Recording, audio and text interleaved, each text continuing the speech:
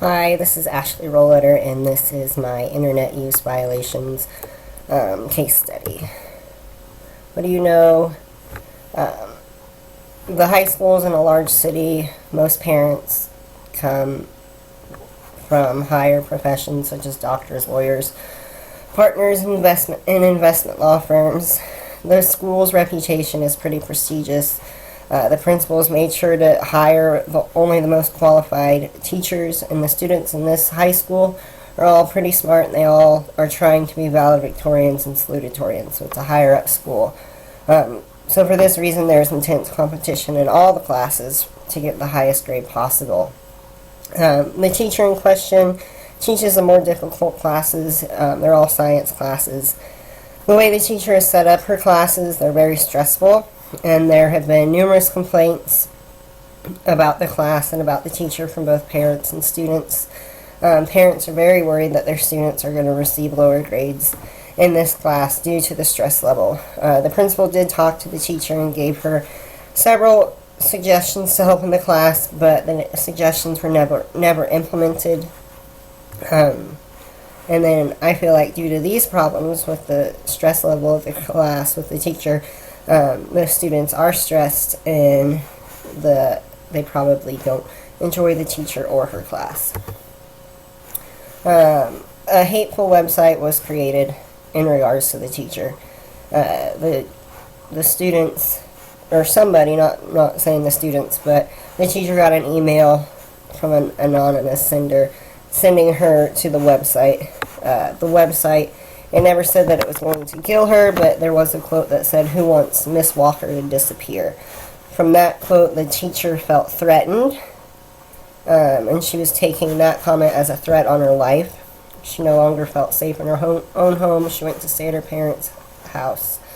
The teacher automatically thought that it was this one particular male student. She never really had any hard evidence that he was disruptive or disrespectful in her class because she could never actually catch him doing these things.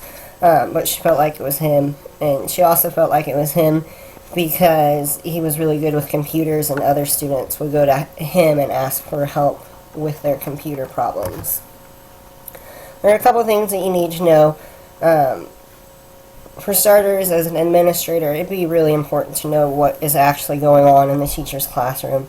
It'd be important to see how all of the students are with the teacher and not just the student that she believes that made the website.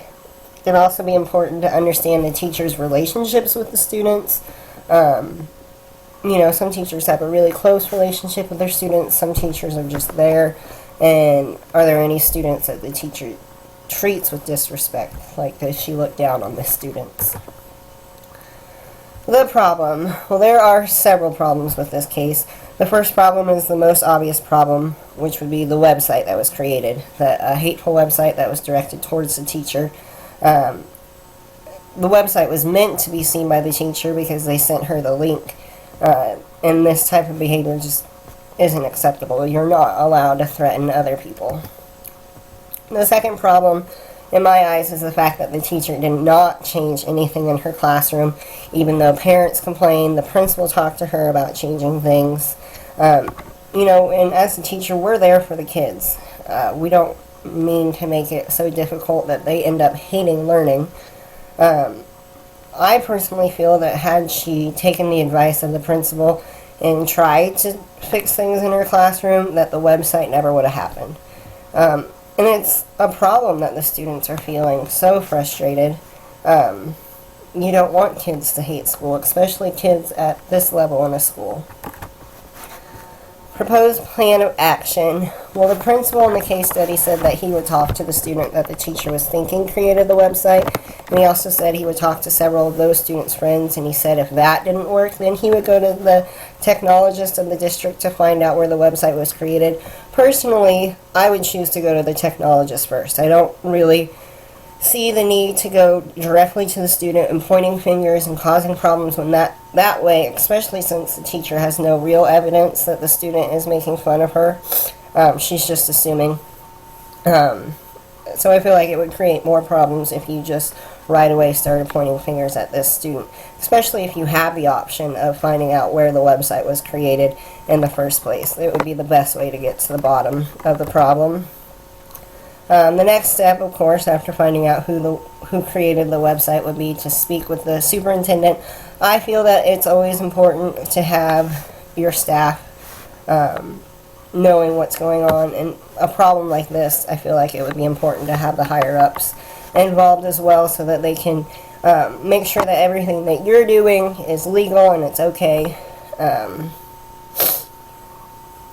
I don't feel like any legal actions need to be taken, because they just said, who wants Miss Walker to disappear? They didn't say, well, let's go kill this teacher.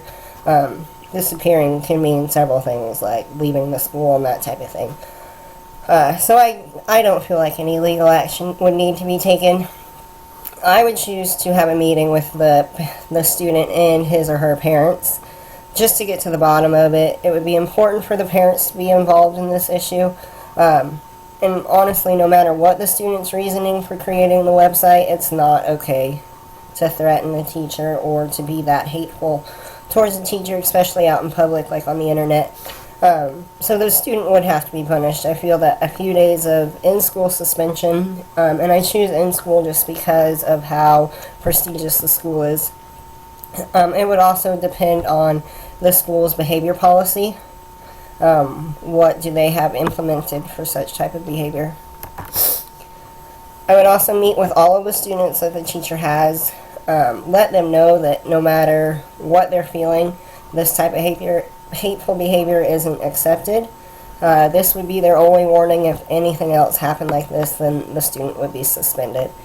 I would also like to discuss the class with the students to find out their concerns, find out what's going on in the class and why they feel like it's such a negative class, and also to find out what they feel is positive about the class. Like I said earlier, the teacher never should have felt threatened, but it never should have went to that level. I feel like had the teacher listened to the suggestions and heard that there were concerns with her class and that the kids were so stressed and that the parents weren't okay with what's going on and had she changed it, it never would have gotten to that level.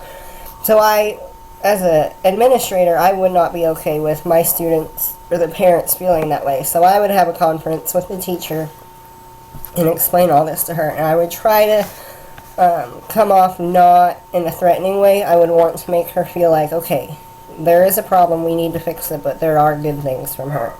I would explain that I do expect things in her classroom to change, and I understand that she only expects the best from her students and she's just trying to push them, but she can't make her class the reason that the students hate school. So something has to change. As a principal, I would go over her current lessons with her. Together we could discuss ways to change her class so it could become a more pleasant environment. Like I said, I want her to make sure that to know that I'm not attacking her, but I want to make the experience more enjoyable for her and the students. I feel like if the dynamic in the classroom changes, that teaching would probably be more enjoyable for her as well, because it would be hard to be a teacher and have your students hate you every day. And it would also be important to remind her that she's knowledgeable, she knows what she's doing, and that she has a lot to offer the students. It's just that we need to change the way that she's doing this. After we've discussed the plan for the classroom, I would explain to her that I give her about a week to start implementing these things, because I know it just can't happen the next day. I'd also be happy to sit in on the classes throughout the week to help her throughout these steps, just to let her know that I'm there to support her. After the week is up, I would sit through several classes just to see what small changes she's made. And after about a full week of the changes, I would talk to several of the students to see if they've noticed a difference. I'd also speak with the teacher, find out how she feels things are going, what are the pros and the cons of the change. I'd talk to the parents to find out if they've seen changes, and after about a month, I do the same thing all over again. If there hasn't been anything changed, then there would have to be another meeting with the teacher and let her know that it's not an option, she has to change. It's clear in the case study that these are good students. They work very hard at school and they also want to succeed. For these reasons, I feel that the behavior in question isn't a normal behavior for the students. It was made clear in the case study that the students were frustrated with the class, and obviously their frustrations drove them to creating the website. The website wouldn't be tolerated, but we have to remember that we're here for the students, and I feel like addressing the problem through the classroom will make it a better place for the students. I don't want the class to become easier because that wouldn't be beneficial to the students. I just want it to be presented in a less stressful environment. Throughout the case, I was feeling several different things. My first was disappointment towards the students. It's a prestigious school and better behavior is expected. At the same time, I felt sympathy for the students, knowing that this is their way of venting their frustrations towards the class. I was also upset with the teacher because I felt like that had she listened to the advice given to her earlier, that the problem never would have happened. At some points, I felt like she didn't care enough about the students, and if she did understand or care, she would probably begin to understand how the stress of her class caused the behavior and that she's not promoting the success of the students. Unresolved issues. I feel that most of the issues were handled with the case. The only unresolved issue is just making sure that it doesn't happen again. To do this, the students have to be educated on why this behavior isn't acceptable, and the teacher must also modify her class. For integrity and ethical behavior, I feel like that I didn't lose my cool, or I stayed calm throughout everything with the students and the teacher and the parents. I provided appropriate punishment for the student. I included the parents in the process. I spoke with the students and the parents. And after asking the teacher to modify her classroom, so I didn't just put blame on the student. I also realized that this behavior happened for a reason, so that we can address the problem before it starts. Treating people fairly, I didn't jump to conclusions and just accuse the student right away. I found hard evidence before issuing a punishment. I also held the teacher responsible for not changing her class, and I gave the teacher time to implement the changes that I'm expecting to happen. Personal and professional code of ethic. I spoke to the students to let them know that more is expected from them, and that the negative behavior was not accepted. I've always felt that placing guilt on the students, letting them know that you're disappointed in them because you expect more from them, makes them want to perform better. I spoke with the teacher, let her know that things needed to change, but I also made sure that she knew that I understood that she's knowledgeable. It's just things need to change in her classroom, because I didn't want her to feel bad about herself. I also made sure that she knew that I'm there to help her through these changes, and I stayed in contact with the students and family to find out how things were going for them.